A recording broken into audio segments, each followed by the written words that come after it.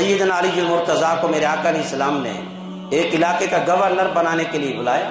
آپ تشریف لائے. عرض کرتے حضور میں تو ناقص العقل ہوں، لوگوں کے فیصلے کیسے کروں گا؟ بڑا مشکل مرحلہ ہے. فیصلے کرنا کوئی آسان کام نہیں ہے، بڑا مشکل کام ہے. فیصلہ قرآن و حدیث کے مطابق ہو. دونوں کی بات کو سنو، بھلے دونوں کو سامنے بٹھا کے سنو یا الگ الگ ان کی بات کو سنا جائے، بات دونوں کی سن کے فیصلہ وہ کرنا ہے جو جناب علی کی موجودگی میں ہوا ہے. آپ کو بتا کے دکھاتا ہوں جناب علی نے فیصلہ کیسے کرایا ہے اور کیسے عمل کر کے دکھایا ہے. عرض کرتے حضور میں تو ناقص ہوں، یہ عاجزی تھی آپ کی. صحابہ اکرام کو وہاں کا ڈر تھا. ہمیں ڈر نہیں، آخرت کی فکر نہیں. میرے آقا علیہ السلام نے فرمایا علی کیوں پریشان ہوتا ہے، قریب آ.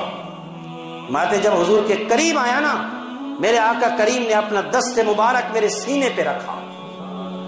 فرماتے حضور نے سینے پہ ہاتھ رکھا، اس کی ٹھنڈک میں نے اپنی پشت کے پیچھے پائی.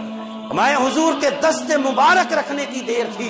فرماتے ہیں کہ جو کچھ زمین کے اندر تھا علی کو وہ بھی نظر آ گیا، جو آسمانوں کے اندر تھا وہ بھی دیکھ لیا. یار جس کے دست مبارک کی عظمت و شان کا یہ عالم ہے، اس مصطفیٰ کے سینے کا عالم کیا ہوگا؟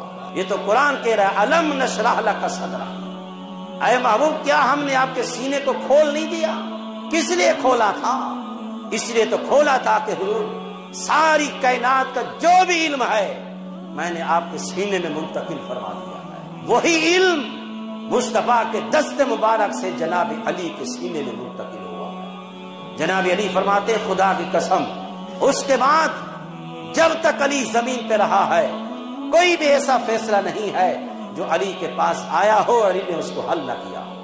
یہ علی کی عظمت و شان ہے.